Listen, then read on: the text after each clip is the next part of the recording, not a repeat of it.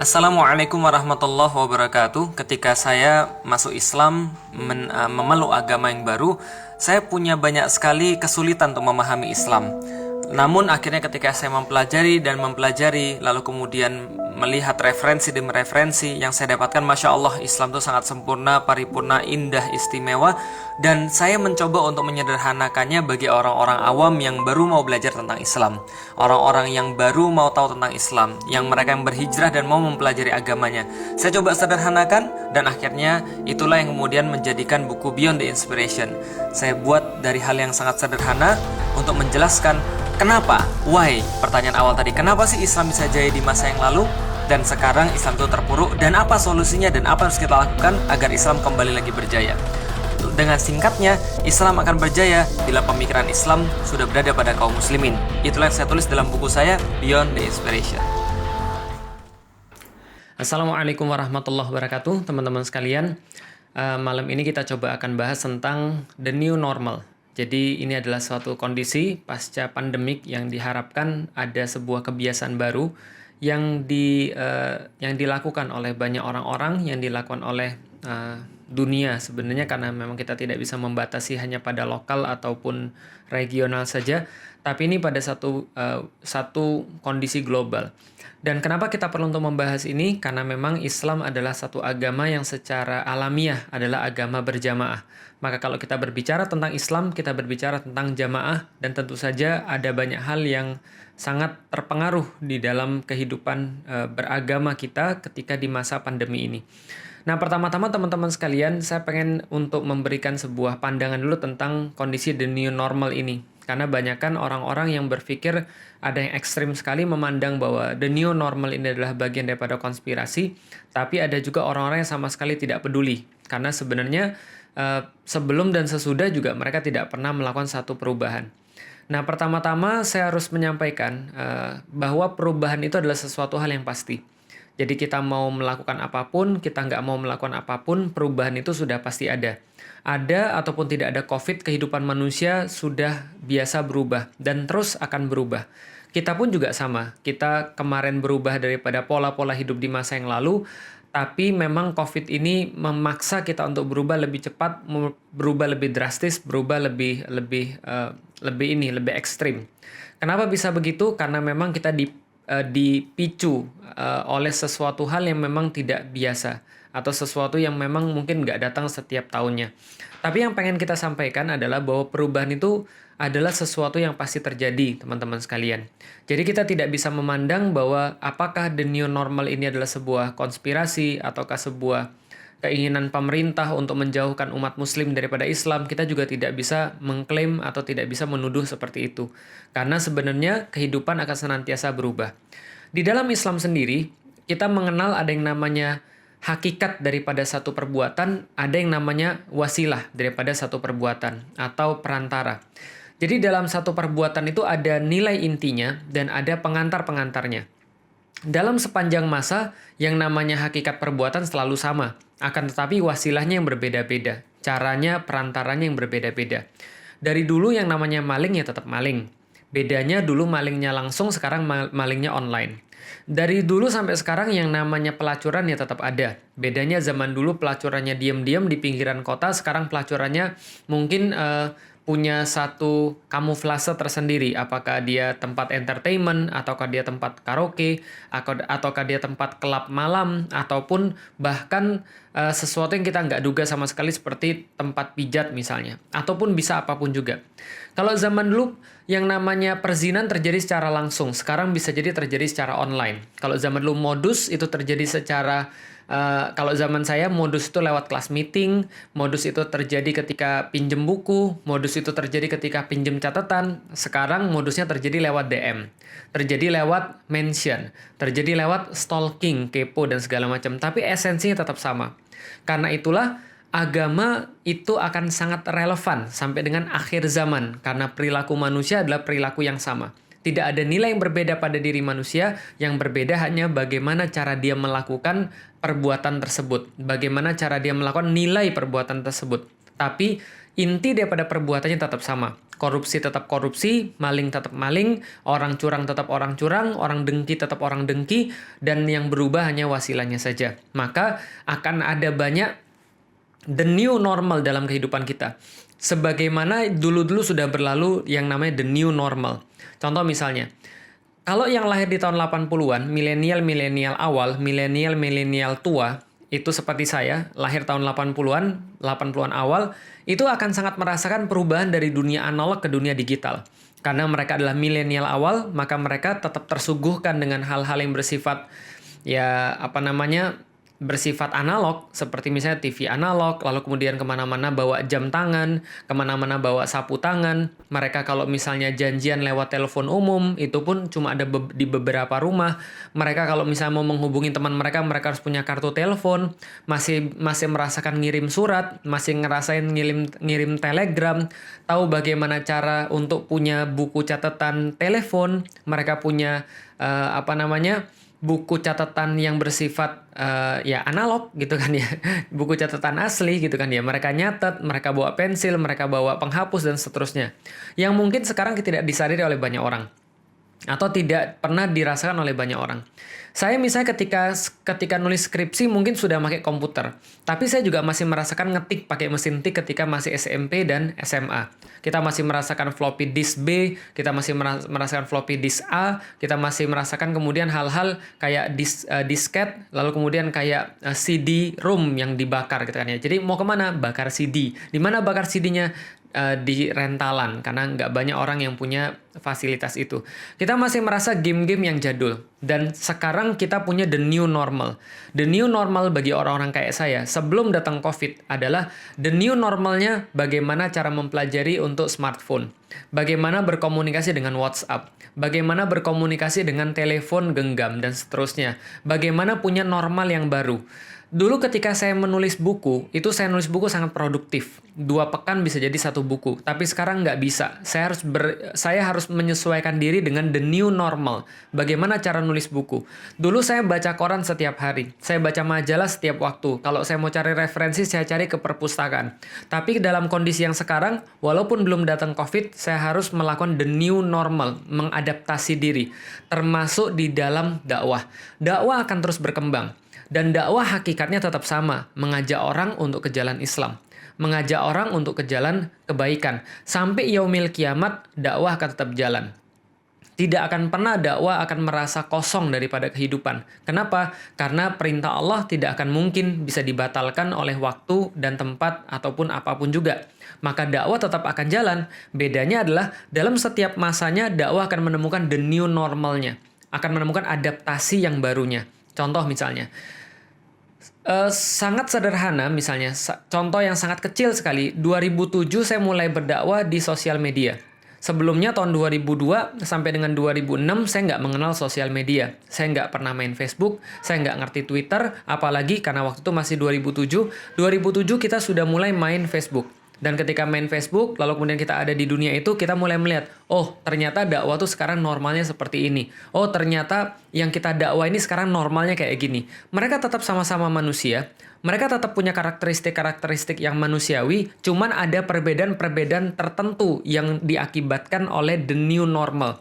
Karena kita tidak bisa untuk menafikan ada perubahan-perubahan yang terjadi yang itu membuat perubahan-perubahan dalam cara dakwah. Bukan dakwahnya. Dakwahnya tetap, dalilnya tetap, cuma caranya berubah. Cuma wasilahnya berubah. Itu the new normal pada zaman dulu. Tahun 2012 dunia berganti dari Facebook ke Twitter. Maka ada normal yang baru. Bagaimana normal yang baru? Kita harus membiasakan untuk bisa mengemas satu ide dalam 120 karakter pada saat itu. Twitter hanya memperbolehkan 120 karakter, maka kita mengemas ide kita dalam 120 karakter. Bagaimana caranya? Mengolah kata, lalu kemudian memainkan rasa untuk bisa memadatkan pesan-pesan itu masuk dalam 120 karakter untuk bisa mengubah orang. Karena dakwah pada intinya adalah mengubah orang menjadi cenderung pada Islam. Nah, maka muncul setelah zaman Twitter tahun 2014 rame Instagram. Maka mulailah kita untuk belajar the new normal fotografi. Bagaimana menyampaikan pikiran, bagaimana menyampaikan rasa, tapi lewat gambar yang berbicara. yang katanya gambar itu lebih padat daripada ribuan kata-kata, yang katanya lebih pandai untuk berbicara daripada rangkaian kata-kata. Maka kita coba untuk memasukkan ke dalam gambar. Ketika Instagram terus berkembang, lalu muncullah kemudian gambar yang bergerak di Instagram. Awalnya cuma 15 detik kalau saya nggak salah, kemudian ke 30 detik, lalu kemudian ke 1 menit. Maka dakwah pun berkembang. Berkembang bukan dakwahnya yang berubah, tapi caranya berkembang. Kita harus belajar bagaimana cara untuk videografi setelah fotografi. Kita harus belajar untuk mengedit sederhana. Kita harus belajar mempertimbangkan elemen-elemen videografi. Bukan hanya berbicara tentang gambar, tapi juga gambar yang bergerak. Bukan hanya berbicara tentang pesan yang tersampaikan lewat gambar yang beku, tapi bagaimana sequence itu bisa menghasilkan satu pemahaman yang lain. Kita mulai untuk menyesuaikan diri. Kita belajar untuk menyampaikan dakwah dengan cara yang lebih baik. Lalu kemudian setelah Instagram, sekarang masuk ke YouTube. Maka kemudian kita berusaha untuk mengerti sistem produksi. Seperti apa broadcasting. Seperti apa kemudian mengedit dengan cara yang lebih tinggi lagi. Kita belajar lagi dengan sesuatu hal baru. Kita belajar tentang lighting. Kita belajar tentang sound. Kita belajar tentang alat-alat produksi dan segala macam. Dan ini memang harus diperlukan. Kenapa? Ini the new normal. Ketika datang COVID, sama. The new normal. Dan teman-teman nggak akan pernah menemukan saya untuk ngambil video di malam hari seperti ini. Dan saya harus mengerjakan ini karena inilah the new normal. Jadi bagian daripada new normal adalah saya sampaikan seperti ini. Ketika kita harus bikin kemudian ruangan dengan ruangan yang sama, dengan kemudian lighting yang sama, dengan sekreatif mungkin kita bisa menyampaikan pesan pada teman-teman sekalian. Kita tidak lagi hanya belajar tentang masalah broadcasting, tapi kita belajar tentang streaming. Kita belajar tentang bagaimana secara langsung kita bisa untuk berbicara tanpa editan, tanpa kemudian polesan, tanpa kemudian apa, the show must go on, apapun yang telah disampaikan itu yang nanti akan didengar. Kita tidak bisa lagi untuk mengedit ataupun tidak bisa lagi untuk memotong, untuk menambahkan apapun. This is the new normal. Artinya senantiasa kehidupan kita akan berubah. The new normal akan selalu ada. Bedanya COVID hanya mempercepat, COVID hanya membuat skalanya lebih besar, hanya membuat kemudian kita harus beradaptasi dengan lebih ekstrim. Itu saja. Nah, kalau gitu teman-teman sekalian, apa yang dimaksud dengan the new normal ke depan? Kita tidak mau terjebak pada perdebatan istilah. Bagi saya, new normal hanyalah adaptasi biasa yang dilakukan oleh seorang manusia. Dari awalnya kemudian dia menghadapi satu situasi, ketika situasinya berubah, maka dia pun harus menyesuaikan diri walaupun tidak pernah mengorbankan nilai-nilai yang dia pegang. Felix sebelum COVID dan Felix setelah COVID tetap sama. Bedanya Anda akan lihat bahwa saya lebih mengerti banyak hal tentang masalah streaming. Saya lebih mengerti banyak hal tentang masalah editing. Karena kebetulan editor saya pulang kemudian ke kampungnya, kita harus ngerjain semuanya sendiri. Itu aja yang berbeda. Artinya saya tetap sama, isi kepala saya tetap sama, cita-cita saya tetap sama. Yang berbeda adalah saya lebih menguasai dunia pada zaman sekarang. Dan ini yang tetap harus kita lakukan. Kita harus paham yang mana yang namanya hakikat yang kita kejar dan yang mana yang cuma sekadar pelengkap atau wasilah atau cara yang bisa mengantarkan kita pada hakikat yang sedang kita tuju itu. Hakikat kita tetap mencari ridha Allah. Hakikat kita tetap berdakwah, tetap menyebarkan kebaikan. Cuman ada penyesuaian-penyesuaian harus dilakukan. Itu aja sebenarnya the new normal yang kita lakukan. Adapun ketika ada orang-orang berkata bahwa wah ini COVID ini adalah sebuah konspirasi yang dilakukan oleh pemerintah untuk menjauhkan kaum muslim dari masjid-masjid mereka. Saya juga tidak bisa berkata seperti itu dan kita juga tidak bisa menuduh seperti itu. Kenapa? Karena ini adalah suatu hal yang terjadi dan dialami oleh dunia. Kalau kita mau bahas konspirasi, nanti urusnya akan panjang lagi. Dan kita nggak akan selesai untuk membahas tentang masalah konspirasi. Karena membahas konspirasi itu tidak berdasarkan fakta, tidak berdasarkan realita. Yang kita bahas sekarang saja. Yang jelas teman-teman sekalian, tidak ada yang menghalangi teman-teman untuk pergi ke masjid. Tidak ada yang menghalangi teman-teman untuk berjamaah. Yang kita halangi pada saat ini adalah penyebaran virus, dibatasin pada itu saja. Karena virus tidak bisa bergerak dengan sendirinya, dia bergerak bersama dengan pergerakan manusia, maka pergerakan manusia harus dibatasi sementara waktu. Dan ini pun adalah bagian daripada hal yang islami. Kenapa? Karena Islam adalah agama yang justru dibandingkan dengan yang lainnya, justru mengatur tentang bagaimana cara menangani wabah. Dunia membuktikan bahwasanya dari dulu Rasulullah Shallallahu Alaihi Wasallam telah menasehati manusia bagaimana cara untuk menangani wabah dengan cara yang tepat, yaitu dengan lockdown. Yang di luar jangan masuk sehingga yang sehat tidak sakit, dan yang sakit jangan keluar sehingga yang sakit tidak menularkan. Sederhana, yang sakit jangan menularkan, yang di luar yang sehat jangan sakit, itu saja. Lalu kemudian Amr bin As memperkuatnya. Dengan cara apa? Amr bin As mengatakan bahwa wabah itu kayak api dan kita adalah sekamnya. Maka kita harus sebar sekam itu sejauh-jauhnya sehingga tidak terjadi proses kemudian chain reaction kalau zaman sekarang, sebuah reaksi berantai sehingga menyebabkan itu penyakit nggak habis-habis. Nah, maka ini adalah sesuatu yang harus kita pahami. Adapun beberapa kelengahan, beberapa kelemahan daripada penguasa ketika mereka menyikapi hal ini juga tidak menjadikan kita juga jadi masa bodoh. Kita tahu memang pemerintah kita, penguasa kita banyak sekali yang kurang. Mulai dari menjadikan candaan terhadap COVID ini di awal-awal, menjadikan bahwa COVID nggak akan bisa masuk karena Indonesia bebelit dan ribet urusan masuknya. Lalu kemudian mengatakan bahwa Indonesia sudah terbiasa makan nasi kucing, lalu dengan sebagainya, mengatakan bahwa kita war on COVID, lalu tiba-tiba berdamai, lalu tiba-tiba harus hidup seperti dengan istrinya karena istrinya kayak COVID. Ini adalah sesuatu yang memang kita tidak bahas di sini. Kenapa? Ya itulah pertanggungjawaban mereka terhadap Tuhan mereka nanti. Tapi kegilaan orang lain tidak menjadikan lantas kita juga boleh gila. Keabaian orang lain tidak lantas melegitimasi kita juga boleh untuk abai. Maka beberapa dokter mengatakan kepada saya, Ustadz boleh nggak kita Indonesia terserah? Terserah aja lah, kenapa? Kita pusing, Ustadz. Dan saya paham banget. Seorang ahli pasti lebih merasakan daripada kita. Karena mereka tahu persis apa yang terjadi. Maka ketika mereka sudah sampai bilang terserah aja lah, itu berarti mereka benar-benar tidak mampu untuk menemukan cara untuk bisa mencari solusi lagi, cara untuk bisa memberikan nasihat bagi pemimpin, karena kalau mereka ngasih nasihat nanti dibilang makar, nanti dibilang kemudian teroris, ekstremis, fundamentalis, maka mereka bilang sudah terserah saja lah. Kalau kita udah kayak download satu materi ya, download dari 75% tiba-tiba mati lampu, tiba-tiba mendadak semua orang melanggar, nggak ada gunanya. Lalu kemudian boleh nggak kita Indonesia terserah? Saya bilang, saya kesel, iya. Saya merasa sangat stres, iya. Tapi kita nggak bisa nggak peduli. Seorang muslim nggak bisa untuk nggak peduli. Kenapa? Karena tujuan dia menjadi seorang muslim adalah ketika dia menyadari bahwa Allah adalah Tuhan dia, maka dia akan senantiasa bisa untuk menyayangi manusia. Dia akan tetap peduli, walaupun yang berwenang tidak peduli. Nah, maka kita tidak akan bahas semua itu. The new normal adalah sesuatu yang tetap kita akan lakukan. Sesuatu yang terus-menerus kita lakukan. Karena sebelum COVID, kita sudah melakukan the new normal terus-menerus, dan setelah COVID, kita akan melakukan the new normal. Nggak ada COVID pun, the new normal tetap akan terus berjalan. Artinya, kita harus memahami bahwa manusia senantiasa pasti akan berubah. Karena dunia juga senantiasa pasti akan berubah. Yang tidak berubah adalah nilai-nilai perbuatan. Yang tidak berubah adalah nilai-nilai kebenaran yang telah diturunkan oleh Allah Subhanahu wa Ta'ala kepada manusia. Itu akan long lasting, itu akan selama-lamanya, itu akan abadi sampai dengan dunia ini berakhir dan kita semua dikembalikan kepada Allah Subhanahu wa Ta'ala. Allah tidak akan pernah salah. Al-Quran tidak akan pernah nggak up to date. Al-Quran tetap akan up to date sampai dengan akhir zaman. Rasulullah Shallallahu Alaihi Wasallam nggak pernah nggak akan relate. Pasti tetap akan relate sampai kapanpun. Pertanyaannya kemudian adalah, apa yang sudah kita lakukan? Apa yang sudah kita siapkan, apa yang kita perbuat untuk bisa mengantarkan nilai-nilai yang Allah berikan kepada hambanya di dalam Al-Quran, di dalam perkataan Rasulullah, dalam perbuatan Rasulullah, bahkan diamnya Rasulullah. Apa yang sudah kita lakukan untuk bisa mentransfer itu semua dengan cara normal yang baru untuk kepada umat. Ini yang menjadi pertanyaan kita bersama-sama. Maka the new normal bagi saya adalah mempelajari skill-skill yang baru.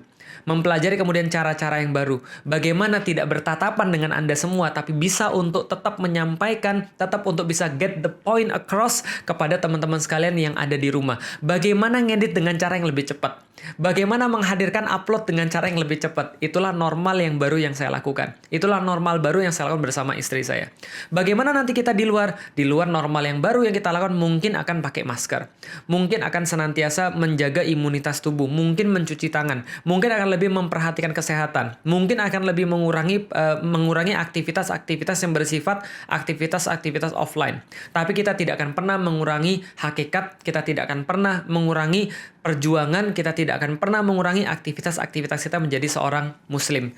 Kalau gitu balik lagi, kalau memang new normal itu adalah sebuah adaptasi, maka siapa yang menentukan bahwa kita akan masuk new normal atau tidak? Dalam Islam, sederhana banget, ada 3 wilayah. Wilayah pertama, wilayah baik dan buruk. Itu hanya Allah yang bisa menentukan. Baik dan buruk hanya Allah yang boleh menentukan. Membunuh orang itu baik atau buruk hanya Allah yang boleh menentukan. Hormat pada orang tua caranya gimana yang baik itu Allah yang menentukan. Bagaimana perilaku-perilaku buruk terhadap orang tua itu Allah yang menentukan.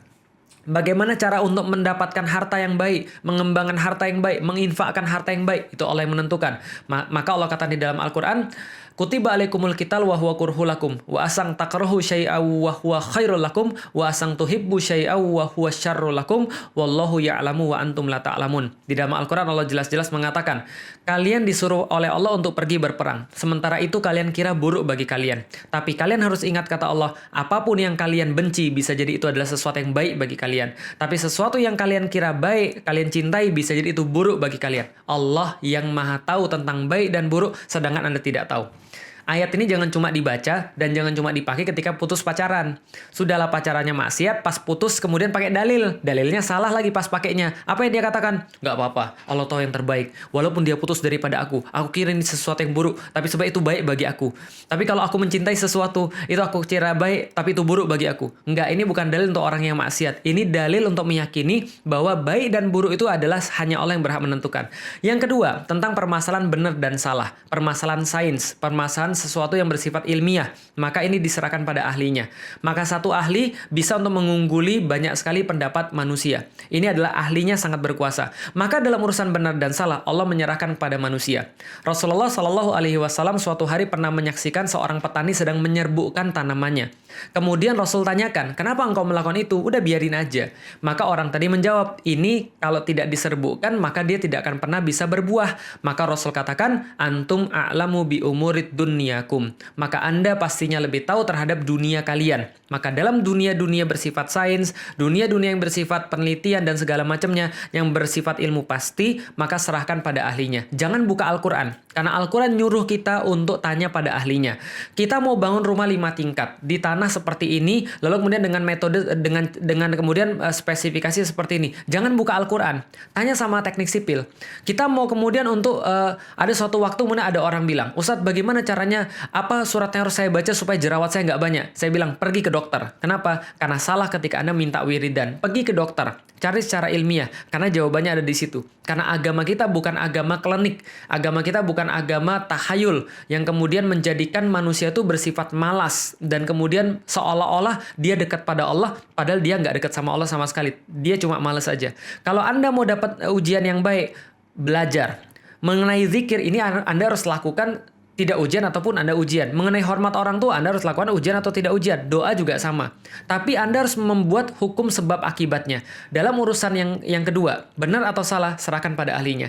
Andaikan ada satu ahli berpendapat, maka ada orang-orang lain menentang dia, maka kita harus untuk membela, kita harus untuk ikut pada orang yang punya keahlian di situ. Begitulah syariat mengarahkan kita. Yang ketiga, dalam perkara-perkara yang bersifat umum, perkara-perkara indah dan jelek, perkara-perkara yang bersifat selera, perkara-perkara bersifat subjektif, maka semua orang boleh menentukan. Kita kalau misalnya di jalan, berhenti itu warnanya apa? Merah, boleh. Bersepakatlah warna merah. Tidak diatur oleh syariat, nggak apa-apa. Tidak ditentukan ahli juga nggak apa-apa. Kalau Anda sudah bersepakat warna merah artinya berhenti, berarti Anda boleh berhenti. Kalau misalnya Anda bersepakat warna merah artinya ngebut, juga nggak ada masalah. Karena itu kesepakatan biasa. Kesepakatan boleh terjadi dalam perkara-perkara yang tidak ada urusan dengan keahlian dan tidak ada urusan dengan apa yang sudah ditentukan oleh Allah Subhanahu wa Ta'ala. Nah, kalau kita sudah tahu, maka di mana wilayah the new normal, kapan kita boleh balik lagi ke masjid, kapan kita boleh lagi untuk berjamaah, kapan kita boleh lagi untuk kajian-kajian offline, maka tentu saja kita harus menanyakan pada ahlinya. Pada orang yang paham tentang penyakit ini, tentang masalah pandemik. Kita tanya pada dia, kapan kira-kira the new normal ini bisa jalan? Kapan kira-kira kita bisa lagi untuk memadati masjid? Kalaupun nanti kita memadati masjid, seperti apa kemudian yang dia sarankan secara sains, secara ilmu pasti, secara keahlian dia? Maka nanti dia akan mengeluarkan rekomendasi ini yang masuk kepada pemerintah dan penguasa yang menerapkan hal-hal teknis, dan ulama tinggal memberikan cap bahwa ini adalah baik dan ini adalah yang tidak baik. Kenapa? Karena ulama memegang bagaimana caranya untuk mengartikan, untuk bisa menginterpretasikan hukum-hukum Allah dalam kehidupan nyata. Dan saya yakin ulama-ulama sekarang yang ada di Indonesia, khususnya ulama-ulama kita yang ada di Majelis Ulama Indonesia, sudah berbuat yang terbaik untuk bisa bekerja sama dengan penguasa, baik dengan ahlinya, untuk memastikan bahwa kaum muslimin di Indonesia dan juga juga yang selain muslim di Indonesia bisa untuk tetap beraktivitas dengan baik, tetap untuk bisa dilindungi daripada penyakit yang bisa merenggut nyawa mereka ini. Dan ini adalah sekali lagi bagian daripada syariat. Syariat yang mengatur bahwa ketika dalam kondisi-kondisi tertentu kita harus nurut pada Allah 100% dalam urusan baik dan buruk, dalam urusan yang bersifat benar dan salah kita ikut pada ahlinya, dalam urusan kemudian yang bersifat selera, yang bersifat indah atau jelek, kita boleh untuk menentukan secara berjamaah, kita boleh untuk bermusyawarah, kita boleh untuk bersepakat dalam hal itu. Tapi bukan berarti kita membalik semuanya. Ketika para ahli belum menyatakan bahwa ini adalah aman, lantas ada di antara kaum muslimin yang berkata, nggak apa-apa, kita tetap pergi ke masjid saja. Pertanyaannya, dalil mana yang mereka akan pakai?